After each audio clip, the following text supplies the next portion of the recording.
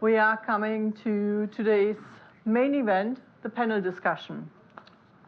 And fitting to today's date, April, a member of the NEF board, has put together an inspiring panel discussion on, said with my words, why diversity isn't just the right thing to do, but the smart thing to do.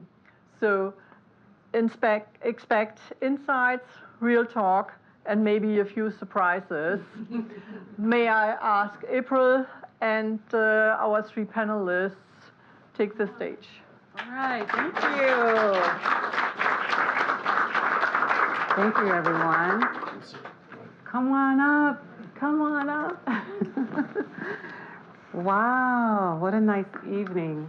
Oh, I forgot my, I won't say drink because I won't tell you what's in it, but it says Spark, so that's all I'm going to say. But wanted to say thank you all for coming out this evening. I know you could have been doing so many different things, but you decided to come here tonight. So we're going to get started because we have some amazing things to talk about. But just to get us started, I want to just say a few things. And one is just to kind of give a brief introduction. And some of you probably already saw the introduction online about these individuals that we selected.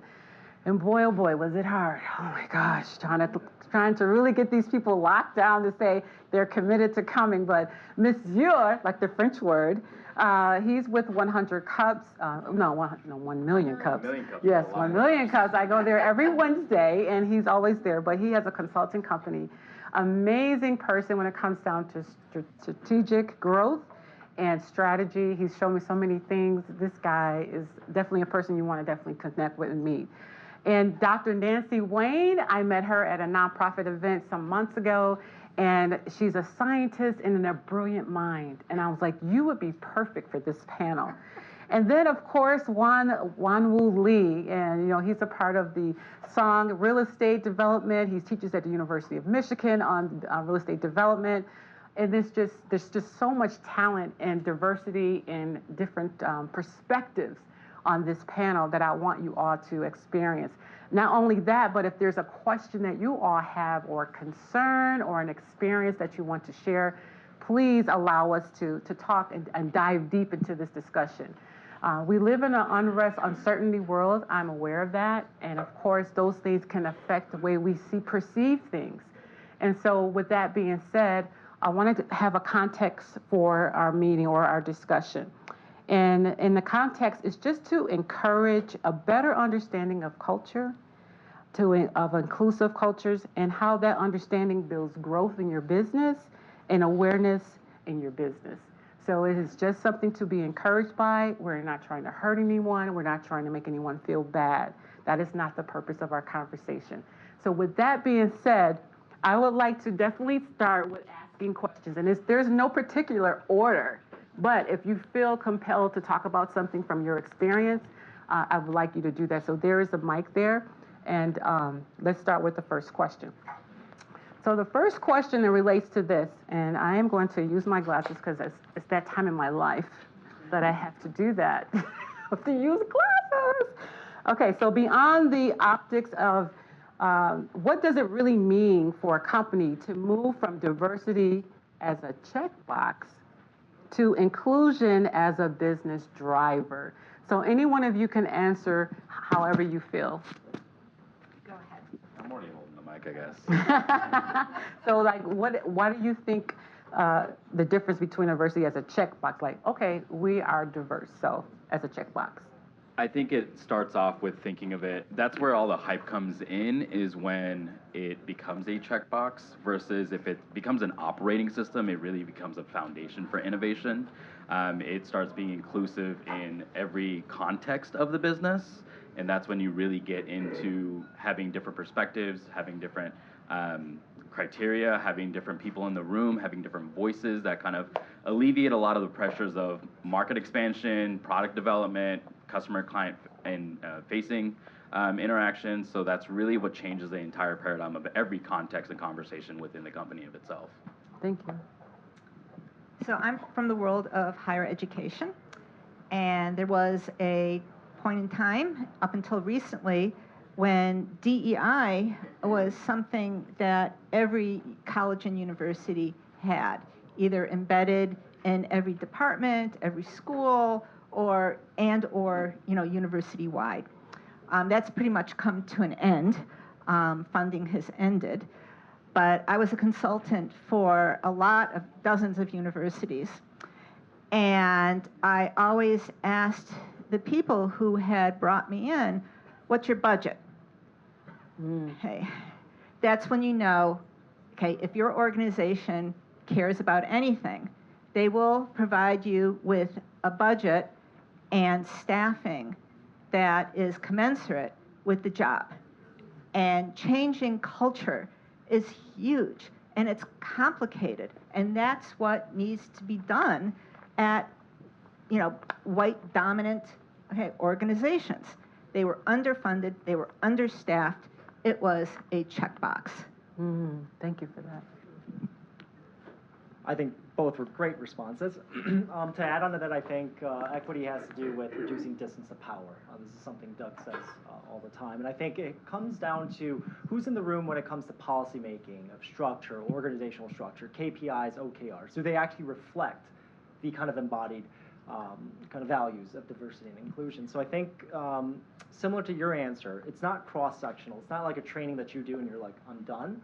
But it has to be kind of embedded in the overall process by which you gather input when it comes to decision making as well as strategy and vision. And so I think it just has to be something that is, you have to constantly work at it. And so it increases resilience, it reduces blind spots. I think there are real measurable benefits to having a diverse viewpoint. And so again, it just has to be something that you have to constantly work at. So very good, right. Very good. I want to ask the audience, what has been your perspective of the word diversity, inclusion, and in your life? How do you see it? If anybody would like to share, it's not a right or wrong answer, but if you don't have an answer right now, we can come back to it. But I want you to think about it because that matters. Jen, you got a thought?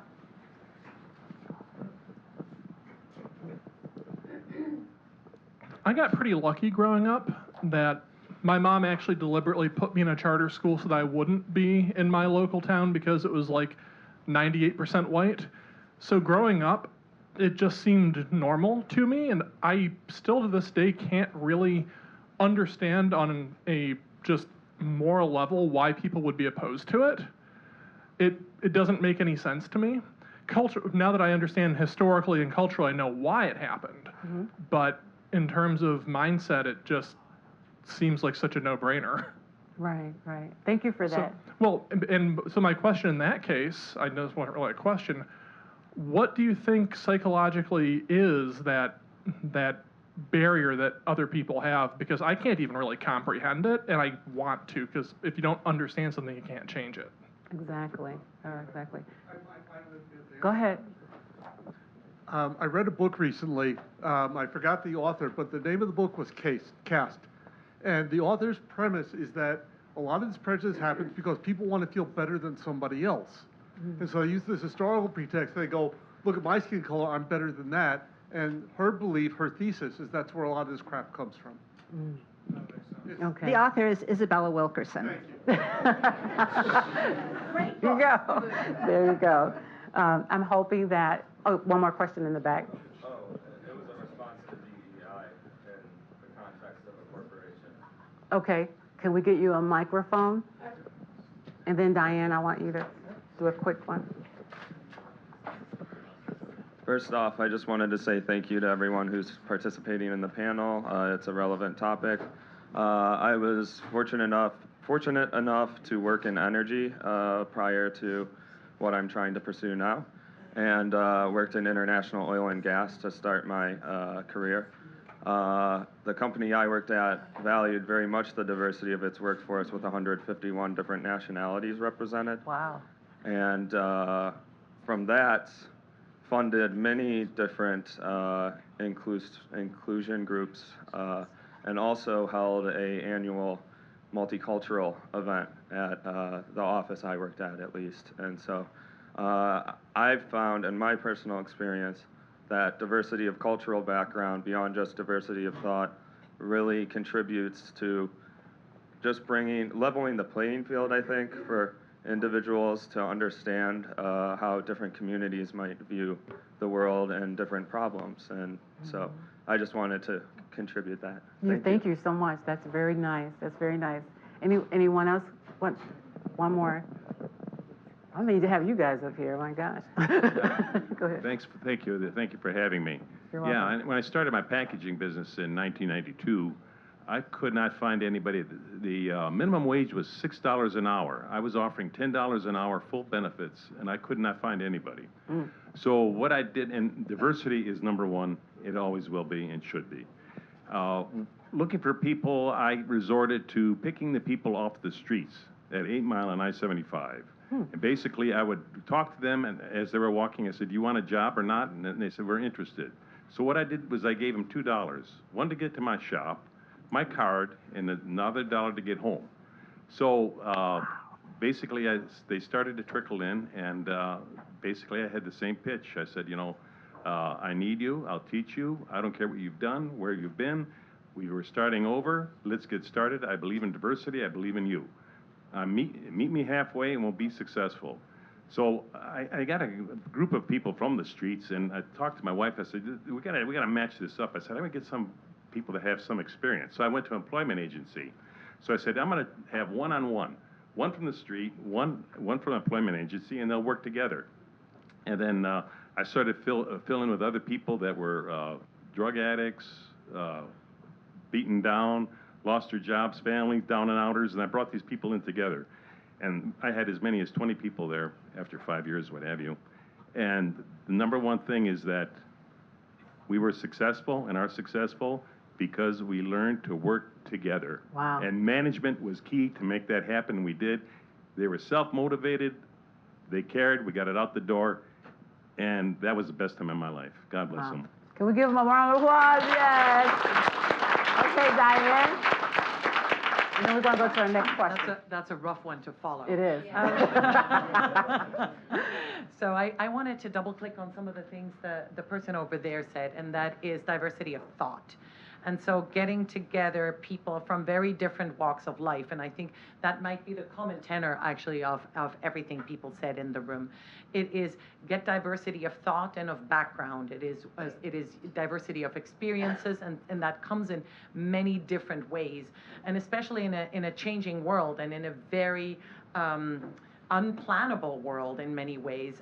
The best thing we can do is arm ourselves, our companies, our groups, with people who are truly, really different. That does lead sometimes to conflict that can be unpleasant, right? It is much easier to work with people that all think like me and can finish my sentence. But then we're all each other's echo chamber, and that means that we are only equipped for the problems that I'm equipped to solve. Right. Whereas together with people who think very differently and come from a very different background, as much as it might be uncomfortable, that discomfort is good. And I think in uncertain times, what I generally tell people is get comfortable being uncomfortable. And so uncomfortable conversations, that's part of what we're prepared to having tonight. Uncomfortable conversations, uncomfortable situations is what we should seek out. We should seek out people who are substantially different from ourselves. Right. Thank you, Diane. I'll pass that on. Thank you so much. Give her a hand, please. Wow. Oh, that just made this so easy for me. Oh my gosh. So that is so important, and I really thank you. And for me, I was just thinking about like the basic golden rule that we all grow up with. You treat people the way you want to be treated. And I think if we had that golden rule, we probably wouldn't have a lot of these problems we got going on right now worldwide. But that's always been a way of go. Yeah. Well, and to add on to that, it reminds me of Barbara Marx Hubbard. She talks about the wheel of co-creation. There's 12 different sectors, and she uses even people that were completely on the street would probably fight each other, but she was able to use kind of she labels it their heart's deepest desires, and she can align that and configure 12 of these sectors to go work together and create a mission, vision, in a product and a solution, and it was diverse in having all those 12 sectors together working towards a specific goal, and that having that 1 point of concern or a 0 point was really part of the thing that pulled everybody together. Great. Let me ask this question. What evidence supports the idea that empowering unrepresented groups actually improves the business performance, and how can we separate that from the hype? And we kind of answered that a little bit with some of that experience, but what's your thoughts? I'm going to give you data. All right. I love data. So this is from a study that was published in 2024 for a 2023 study by McKinsey. Okay, it's online. You can look at it. And what they did was they looked at gender, race, and ethnicity in the executive teams and in board of directors for those large companies that had boards of directors. So they were looking at the percentage of diversity of those three things, okay, in those areas of the company, and they compared the top quartile for diversity versus the bottom quartile of diversity. Are you following me? Guess how much more profitability, okay, the top quartile for diversity made. Okay, because that's what businesses care about, right? Okay, mostly, is profitability. Any guesses? What percentage? More? 30? 50. 200%. Okay, so in 2023, 39%. 39%. 39%. Okay, every company should have diverse executive team and diverse board of directors.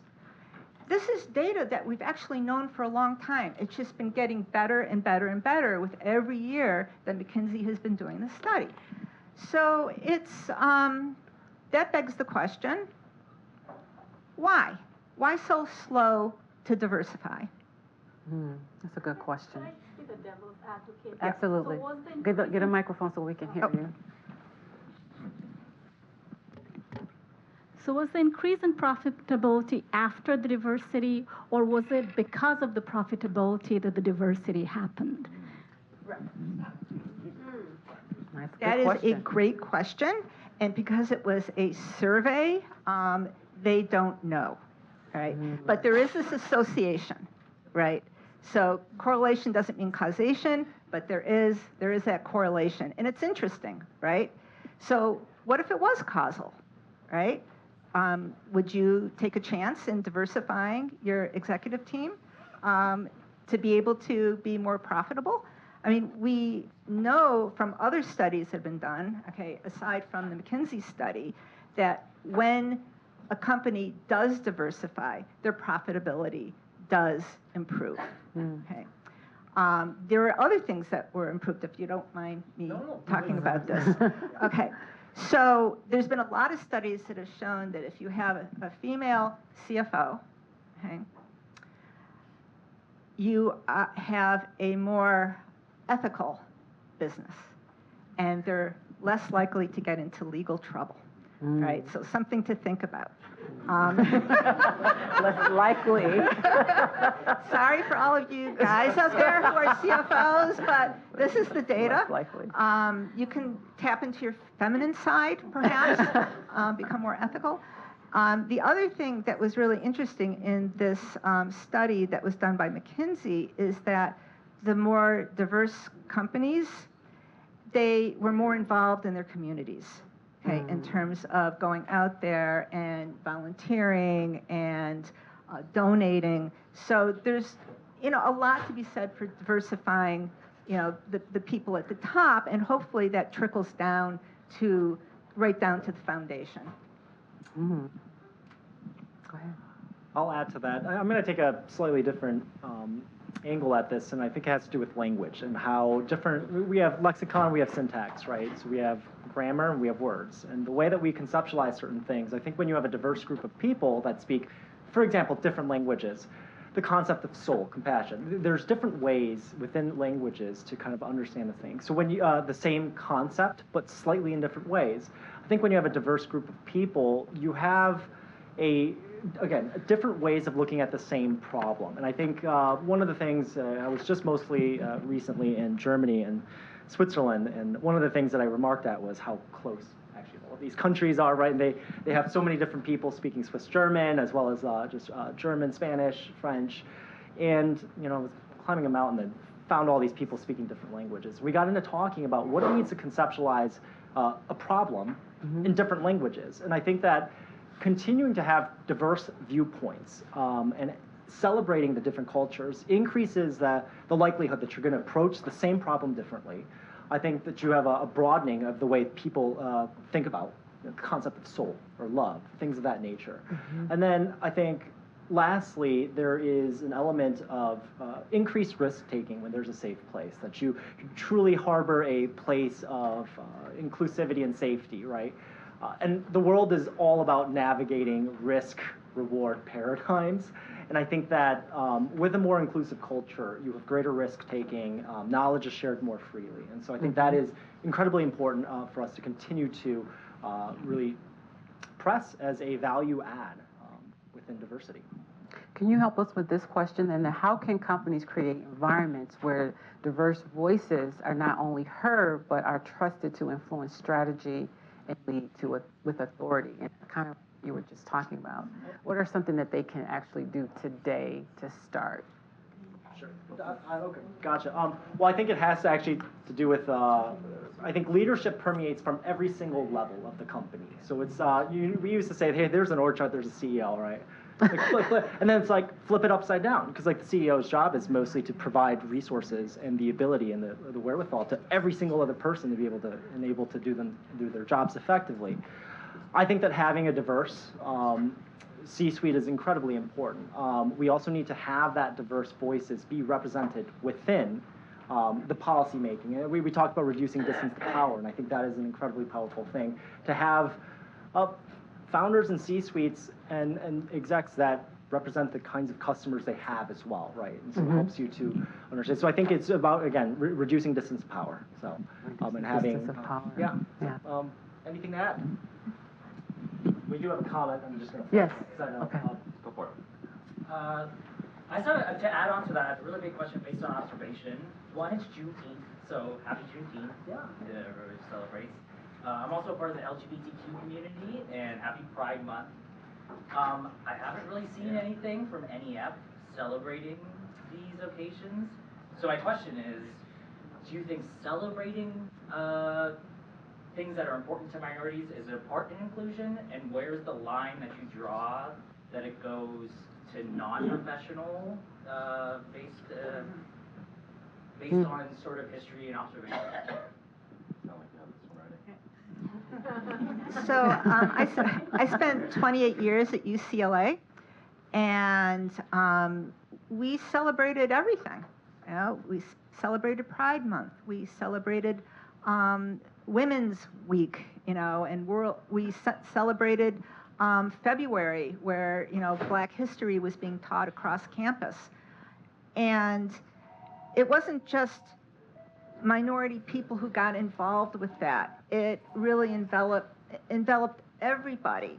And so we learned from each other. And I learned a lot by going to these events.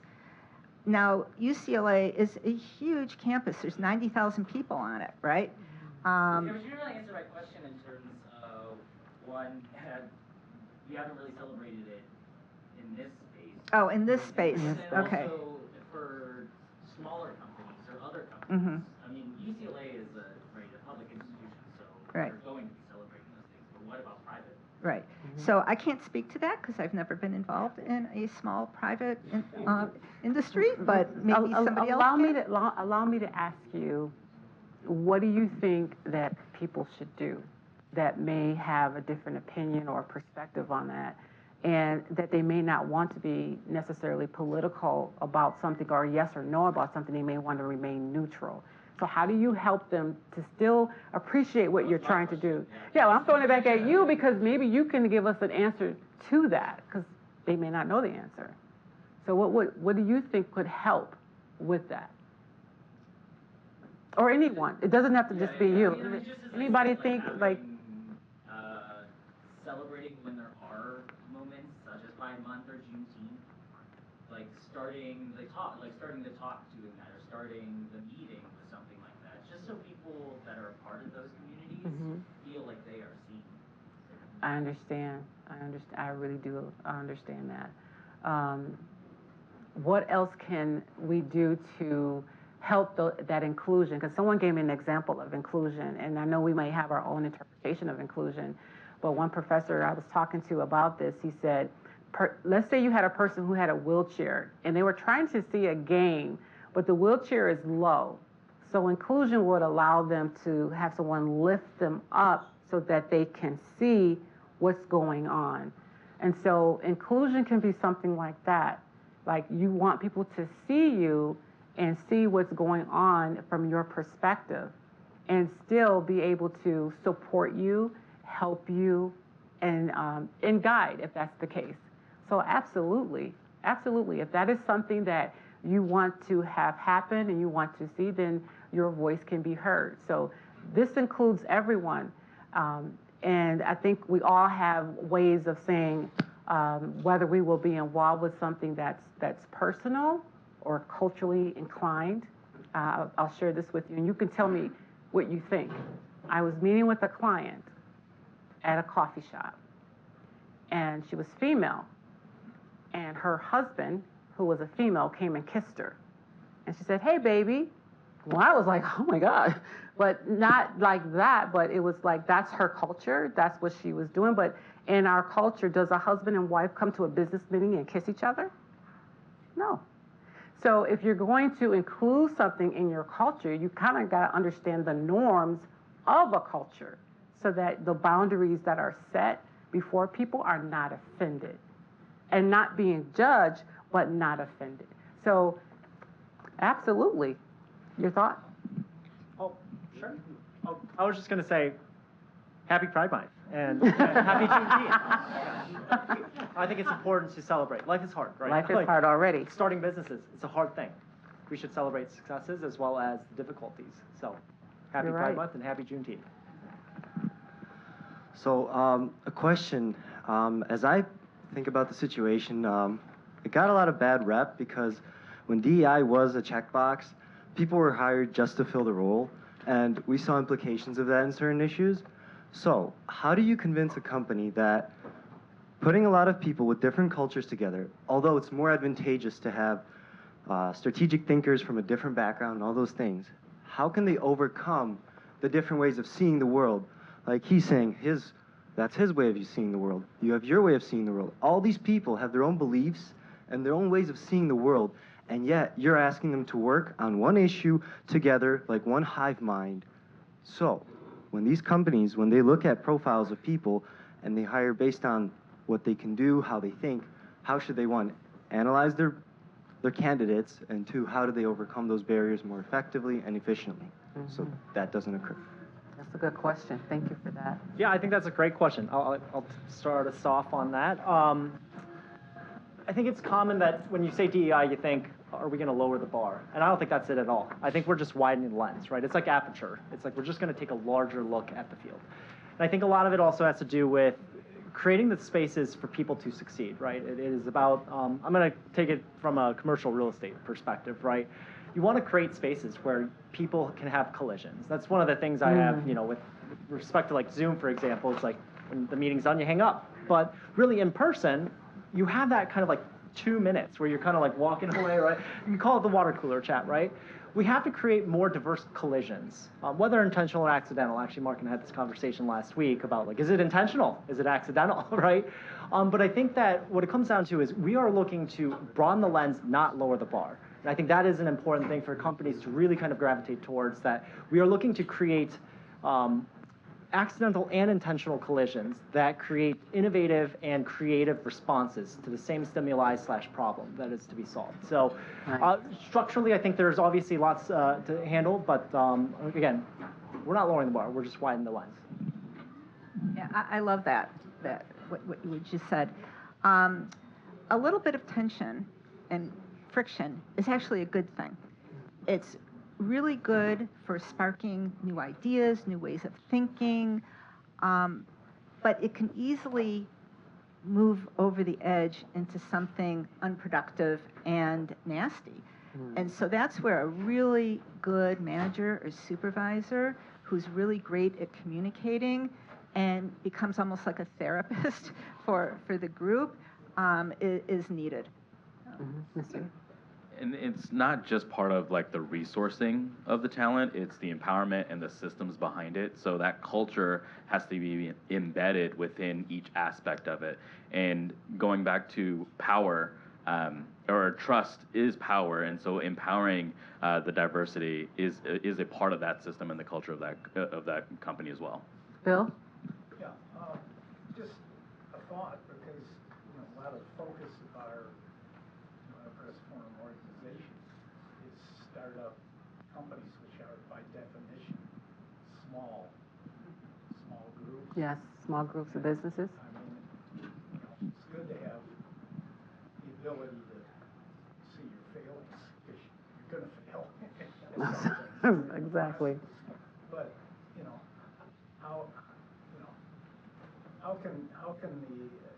can the small group, the two founders, how can they easily navigate this diversity issue, which when you're in an early stage, you may need subject experts and so forth, which these things come together kind of generically on their own. I think it's almost easier at that point because they're really at merit-based and capability-based at that point, and so it makes it almost easier to be able to include all of those voices based on what the requirements are, versus just looking at some of the other things that big corporations have to deal with. So it's almost an easier perspective, and it goes back to mission, vision, and values. And so if you're utilizing, values of integrity, it almost doesn't even come up in a conversation because we're more focused on the mission as opposed to the DIA. May I have a counterpoint? Sure. I feel, especially in small organization, we talk to people we trust, and those people are often people that we already know that are similar to us. And so if me and my co-founder are looking for a third, we're going to talk to our 5 friends. And our 5 friends probably have similar education, have a similar background, and we're going to hire the third person who's exactly like us. True. And so the mental discipline to say, my intuition says I'll just talk to these 5 people and I'll hire whoever they suggest. Then this is the time to make yourself uncomfortable and purposefully fish in a different pond. And that's hard. But I think at that early stage, it is that discipline at the 2 people stage to when you hire that third person to attempt to think differently. Where merit is important. I am not disparaging merit at all, but merit from other places. Exactly. Good job. Let me hear Matt real quick. I'd like to follow up on a couple things that Diane just said and that you said very early on about it's a small company. It's clear that many of the failures of young startups that crash are exactly because of that narrowing of the viewpoint. So a solution to that is in part the third person. But I also want to say about the startup that's gotten a little further. This is based on not a production focused company, but a drug company, so there's a lot of intellectual property and stuff. But I had the experience of being part of an emerging pharmaceutical company, meaning we didn't have products, we didn't have much money, and therefore we could not attract the best and the brightest. We weren't picking up all the guys in here, they were picking up guys like me in Wisconsin, And that meant we also, when you look at knowledge workers, many of our knowledge workers were from different countries. And the problem solving that I observed was that because we routinely worked because there was a lot of humility there, we all knew that this crew wasn't the crew of Nobel laureates that we desired in the company. But in order to do the work, we worked together. Yes. And we found that this diversity did all the things, all the good stuff about causing different viewpoints to come out and solving tough problems, including the problems. I'm now not talking about the executive management. I'm talking about the people at the coalface. Yes. They are, as a group, solving the problems and, in fact, identifying what the real problems are that they are to be working on. It's not coming from the executives. It was coming from the guys who were trying to get a new product scaled up and out the door. And this diversity was the impact of the diversity was extremely obvious, that people coming up with ideas. Wow, who would have thought of that? Solutions. Thank you, Matt. I second very much what was said, and it can work in a small company as well. Excellent. Let's give them a hand, please. Okay, so what are some common misconceptions about inclusion that might prevent a well-meaning organization from making real making real progress? What are some misconceptions? Anybody can think of something that would stop them from making real progress? So maybe a conception could be like, like we've been talking about, maybe there's not enough education in that area, but there may be a lot of outside street experience, So what is a misconception of that? Sure, and I think that diversification doesn't just have to be workforce, right? Diversification of economies, diversification of like capital stacks, like the different kinds of funders out there. I think for smaller companies to succeed, I think there has to be a diversity of the ecosystem within itself, right? And so to grow diversity within industries, how they collaborate, whether it's biotech, defense, healthcare, right? There's a lot of different ways that things can overlap. So I think it's important to continue to push a growth of an ecosystem and the diversity of an ecosystem within the confines of the smaller founders. Common misconceptions and myths. I'm going to go back to a former answer. Diversity and inclusion isn't cross-sectional. It's not something you do and you say, sweet, we did it. We're done. No, it's something that you have to continue to keep working at, right? And it has to be something that has to have measurable outcomes, right? You have to create OKRs or KPIs that reflect some of the outcomes that you are seeking to effectuate. And so I think that is an incredible thing. And I'm going to go back to one of the answers I gave earlier, which is that oftentimes when you hear ESG within like a fund context, you think, okay, maybe there's less returns associated with it. I think that is a common misconception. You can have a true bottom line, a double bottom line that I think is able to bolster social good and economic returns. And so that is something that I go back to the saying, it is not lowering the bar, it is about widening the lens. So widening the lens. It's not lowering the bar, but widening the lens. I like that. Yeah. A common misconception that I saw all the time at UCLA, and I see it everywhere in higher education and in hospital systems, is that you just parachute your diverse person into a group of white men, and you've done it. Bingo. And everything will be just fine. That person is not going to last very long because they've been left alone to their own devices in a potentially very hostile environment. Just don't do that. Don't do that. Yeah, that's not diversity, right? Well, and they're rarely empowered, and that's why it's that way. And to one of the misconceptions too, and to the gentleman, it's a lot about focusing on what problem we're actually solving. Sometimes we don't have a choice, and we have to get creative on what kind of solutions we have to find for some of those resourcing of candidates. So it's really defining what problems we're trying to address, and sometimes it's a different way that we have to go about getting those solutions. Mm-hmm. Right. Thank you all for those excellent, well-thought comments. And, you know, as we move forward in helping each other and grow in our business, you know, one of the things that is very important for us to do is consider other people's perspectives. And I think the more that we travel outside of our own circles, and like we talked about earlier, being uncomfortable with our regular norms, because you, like Diane mentioned, you don't want to always go out with the same people that has the same thought vying. You want something to kind of challenge yourself to be broader and have that wider lens.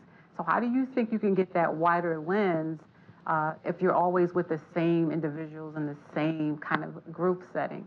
So what would you feel a good takeaway from our discussion to give to the audience, something that they can actually work on and actually implement before they leave?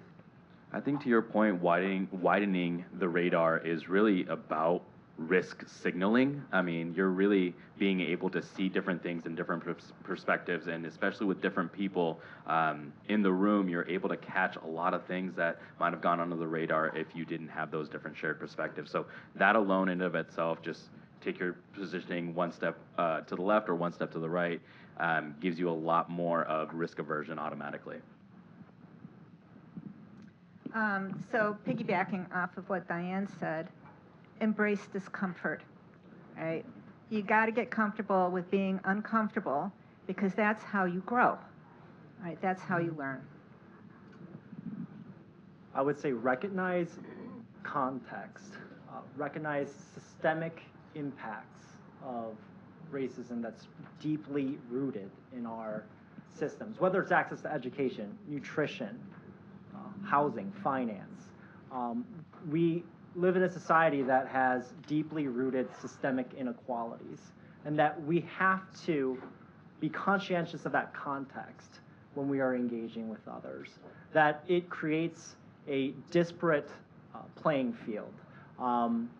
Just from, there's a study, and this is on how people get gas, and who spends what on transportation. It is consistently shown that socioeconomically marginalized populations spend more on transportation to get to their place of employment than folks of higher means. I think there are continued systemic inequities that we have to recognize context, and that we have to do collective problems require collective solutions. And so recognizing context, honoring it, and continuing to, again, push for the objective truth, that which is resilience, diverse viewpoints create objectively a better outcome. We make better decisions as a group when we're a diverse group. Wow, that's awesome. Any thoughts from the audience? Any comments? Yes, please, sir. I would disagree with what you're saying. Let me give you the microphone. Good evening, everyone. Happy Juneteenth. I was saying that I agree. I believe that diversity is like a pathway to innovation. So like we want to innovate at companies, like innovation, if it's taken 4 steps in the past, let's make it 2 now. And how can it be 2? We're understanding like what this other group is doing that's outside of, you know, who we are internally. You know, we want to understand what they're doing. We want to reach them even and include them. And a shortcut to doing that could be, you know, inclusivity. You know, bringing someone closer to the organization so we can understand like the deep-rooted, you know, traditions of different backgrounds, different groups in the community. I think being able to bring them closer, you know, as well as including them in the organization is like a pathway to innovation, basically. Pathway like to being innovation. able to get to where we want to go faster. Thank you for that. Let's give them a round of applause for courage. Courage. I saw another hand. Yes, please. Yeah. Okay. Thank you. Hi, a quick one. Because we're in the room, it feels like we've already committed to an awareness of this.